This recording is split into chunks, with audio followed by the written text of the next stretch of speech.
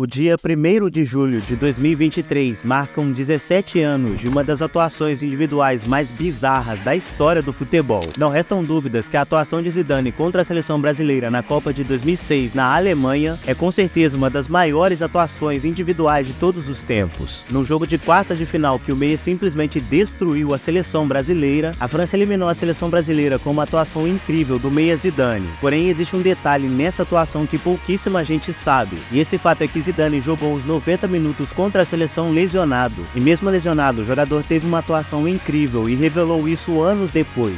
E nesse vídeo eu vou te contar todos os detalhes sobre essa atuação do Zidane.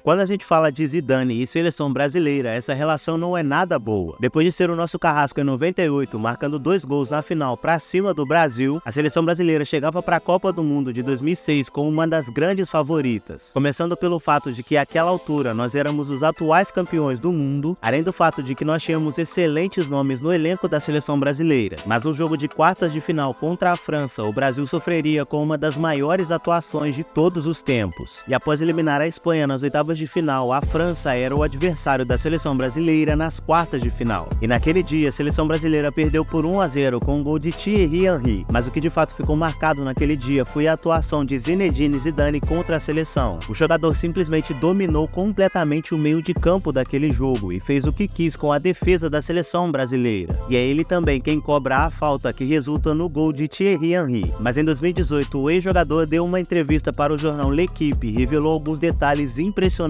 sobre essa atuação. E na entrevista, Zidane revelou que jogou contra a seleção brasileira lesionado. E na entrevista, Zidane disse, abre aspas, na verdade, eu me machuquei contra a Espanha. Me machuquei ao fazer o 3º gol do jogo. Eu tinha um caroço na minha coxa e quase ninguém sabia. Fiz exames depois do jogo e me disseram que não conseguiria jogar contra o Brasil. Eu digo, o quê?